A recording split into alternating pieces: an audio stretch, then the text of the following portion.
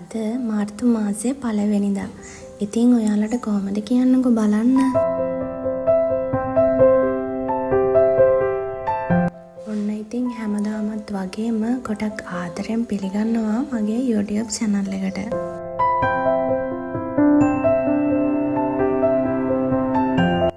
ඉතින් ඔන්න මේ වෙනකොටත් අපේ කුඹුරු වල අස්සනු කපලා ඔන්න ගෙවල් වලට අරගෙන වෙලා තියෙන්නේ. ඉතින් ඉස්සෙල්ලාම ඔන්න අලුත් සහල් වලින් ඔන්න රස කිරිබත් එකක් හදාගෙන කනකන් ඉවසිල්ලක් නැතුව හිටියේ. ඉතින් දෙවියන්ට වෙන් කරලා ඔන්න ඉස්සරෝම අද කිරිබතක් හැදුවා. බුද්ධ පූජාවක් තියෙන ගමන්ම ඔන්න අපිටත් රස බලන්න අලුත් සහල් වලින්. ඉතින් ඔන්න අපි තුන්දෙනාමද ගෙදර ඉන්න නිසාත් අද මාර්තු මාසේ පළවෙනිදා වුණ නිසාත් ඔන්න අපේ අලුත් හාල් වලින් ඔන්න බුද්ධ පූජාවක් සූදානම් කරා අපි තුන්දෙනාත් එක්කම. ඉතින් මේ විදිහට ඇත්තටම අලුත් හාල් වලින් කිරිබත් හදපුවාම පුදුම තරම් රසයි. ඒ රස මතක් වෙනකොටත් ඇත්තටම කටට කෙලවුණන තරම්ම මම නම් හරිම කැමති අලුත් හාල් වලින් කිරිබත් කන්න. ඉතින් ඒ වාසනාව තියෙනවා ඇත්තටම අපේ මේ පැතිවල ඔක්කොම වගේ කරන්නේ ගොවිතැන් කටයුතු. ඉතින් ඒ හැමදේම සාර්ථකව ගොවියන්ට නිම කරගන්න ලැබිච්ච එකම ලොකු භාග්‍යයක් ඇත්තටම. ඉතින් ගොවිතැන් කටයුතු කරන හැමෝම වගේ පළවෙනියටම අපි ගන්න අස්වැන්නෙන් කොටසක් දෙවියන් වහන්සේට සහ බුදුන් වහන්සේට ඔන්න වෙනම අයින් කරනවා. ඉතින් ඒ අයින් කරපු හාල් වලින් ඒ විදිහට කිරි දාන, එතකොට පන්සල් වලට දානමාන ඒ දේවල් ඔන්න ලබා දෙනවා. ඉතින් මගේ ගෙදරත් ඉස්සරෝම ඔන්න අද බුද්ධ පූජාව හැදුවා අලුත් හාල් වලින්. ඉතින් මම හිතාගත්තා හැම මාසෙකම පළවෙනිදාට මේ විදිහට බුදුන් වහන්සේ වෙනුවෙන් බුද්ධ පූජාවක් තියනවා කියලා. මම මේ තාක් දුරට නම් කවදාවත් එහෙම කරලා තිබ්බේ නැහැ. ඉතින් මට මේදා කරාට පස්සේ මගේ හිතට පුදුම සැනසීමක් දැනුණ ඇත්තටම ඒක කියන්න තේරෙන්නේ නැහැ. ඒ නිසා මම හිතුවා හැම මාසෙකම පළවෙනිදා අලුත් මාසයක් පටන් ගන්නකොට මේ විදිහට පූජාවක් තියනවා කියලා. ඉතින් ඔන්න ඇත්තටම එහෙම ලස්සනට ලොකුවට තැනක් මට නැහැ බුදුන් වහන්සේ වඳින්න. මොකද අපි තාම ගෙදර වැඩ කටයුතු ඔක්කොම සම්පූර්ණයෙන් ඉවර කරගෙන නැහැ. ඉතින් ඒ ඉවර කරගන්නකම් తాවකාලිකව හදාගත්ත බුදු කුටියක් තමයි මෙතන තියෙන්නේ. ඉතින් ඒකට උනත් මේ විදිහට පුළුවන් විදිහට බුද්ධ පූජාව හදනවා කියලා මම හිතාගත්තා බුදුන් වහන්සේ වෙනුවෙන් පූජා කරන්න. ඉතින් ඒ ආසාව දැන් දිගටම කරගෙන යන්න තමයි ඔන්න හිතාගෙන ඉන්නේ. බුද්ධානං පවුලේ ඉන්නේ කී දෙනාද ඒ ඉන්න අයත් එක්ක මේ විදිහට බුද්ධ පූජාවක් තියලා බුදුන් වැඳලා අවසර පන්සිල් අරගෙන ඒ දේවල් කරනවා නම් ඇත්තට මේ වගේ ලැබෙන ආනිසංස ගොඩායි අපේ ජීවිතවලට.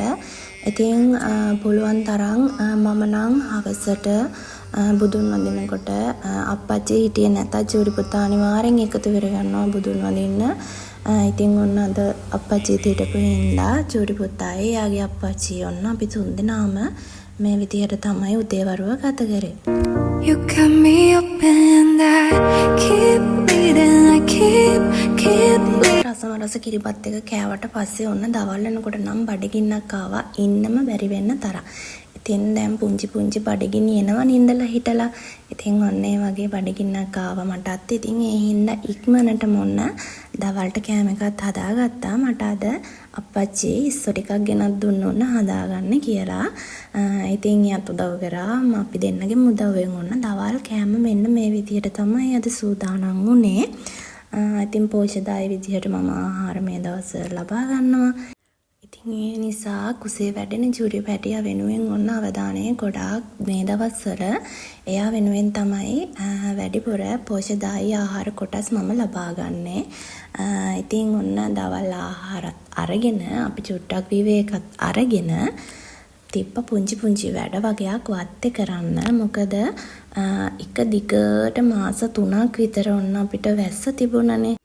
ඉතින් ඔන්න වියලි දේශගුණයක් අයිති වුණ අම්පාරට සීත කාල ගුණයක් තමයි ඔන්න මේ ගිය මාස 3ේම අපිට ලැබිලා තිබ්බේ. ඉතින් ඒ නිසා ඔන්න ගොඩාක් වැඩ අතපසු වුණා.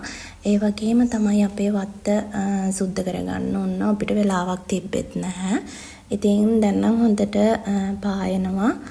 ඉඳලා හිටලා ඔන්න හවස් වරුවට යන්තම් පින්නක් ගියාට දවල්ට හොඳට පායනවා. ඉතින් ඒ නිසා ඔන්න අප්පච්චිත් අද ගෙදර ඉන්න නිසා හිතුවා අපේ මිදුලේ තිබ්බ වල් ටික කපලා දාන්න. ඉතින් ටිකක් සෑහෙන මට්ටමක් උසට වැවිලා තිබ්බා. ඇත්තටම මේ විදියට මාස 2-3ක් වල් කපන්න නැතුව තිබුණාම හරිම අපිලිවෙල ගතියක් තමයි දකින්නකොට තියෙන්නේ. ඉතින් අර දවස්වල නම් අපි මාස්පතාම මේ විදියට වල් කැපලා සුද්ධ කරලා අතු පායලා ඔක්කොම කරගත්තා. ඉතින් මේ වැස්සත් එක්ක ඔන්න බැරි වුණා. ඉතින් ඔන්න අද තමයි ඒ දවස. You got me up and I keep bleeding, I keep bleeding love, I keep bleeding, I keep. ඉතින් ඔන්න මගේ වීඩියෝ දිගටම බලන යාළුවෝ දන්නවා අපේ මිදුලේ වැඩිපුර තියෙන්නේ වල් කියලා. වල් කියන්නේ අපේ හිටවපු වල්. ඉතින් සාමාන්‍යයෙන් ලොකු පරාසයක් තියෙනවා. ඉතින් ඒ ටික කපාගත්තේ නැත්නම් හරිම අපිලිවලයි. ඉතින් වල් ටික කපලා ඉවරුනම නම් මාරම නීට් බලාගෙන ඉන්න ඇත්තටම ආසයි. ඒක මාරම ලස්සන දර්ශනයක්.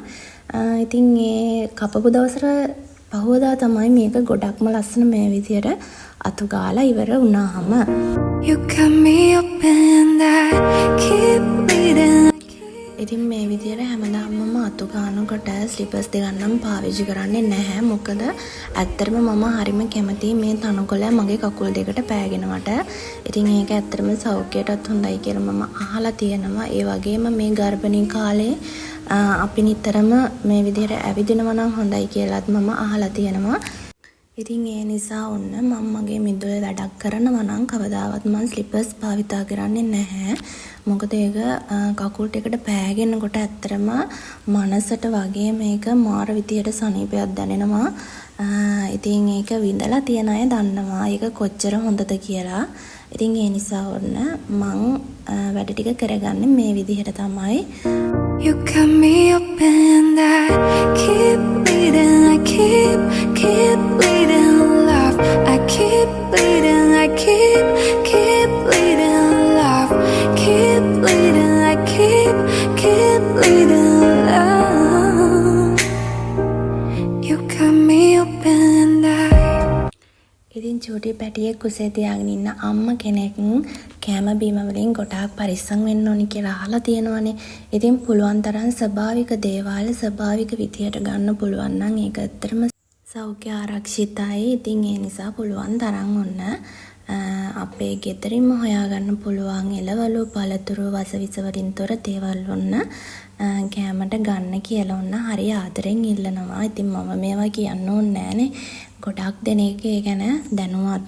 ඉතින් අපේ සායන වලින් දැනුවත් කරනවා. එතකොට අපේ ડોක්ටර් දැනුවත් කරනවා. ඉතින් ඒ නිසා ඔන්න පෝෂණීය ආහාර වේලක් ඔන්න ලබා ගන්න මේ කාලේ අමතක කරන්න හොඳ නැහැ.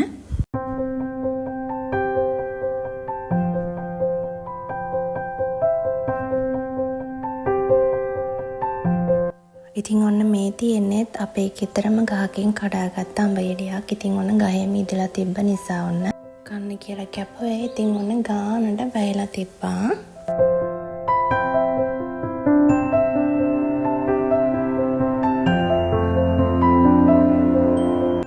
ඇත්තටම ගම්වල ජීවත් වෙන අපිට නම් ඕන තරම් පළතුරු එළවලු මැල්ලුම් වර්ග ගොඩාක් දේවල් ගෙදරින්ම හොයාගන්න පුළුවන්. ඉතින් ගොඩාක් ඔය නගර බද කට්ටියන්ට තමයි මේ ප්‍රශ්නේ තියෙන්නේ. ඉතින් කඩවල වල තියෙන බෙහෙත් ජහපු ඇපල් මිදි ඒ දේවල් වලට වැඩිය ගෙදර ගහක හැදෙන අඹ ගෙඩියක්, peer ගෙඩියක්, උකුරැස්ස ගෙඩියක් අන්න ඒ වගේ පුංචි පුංචි පළතුරු වලින් උන්න අපේ පෝෂ්‍ය පදාර්ථ ටික උන්න අපිට දවසට උවමනා ටික ලබා ගන්න පුළුවන්.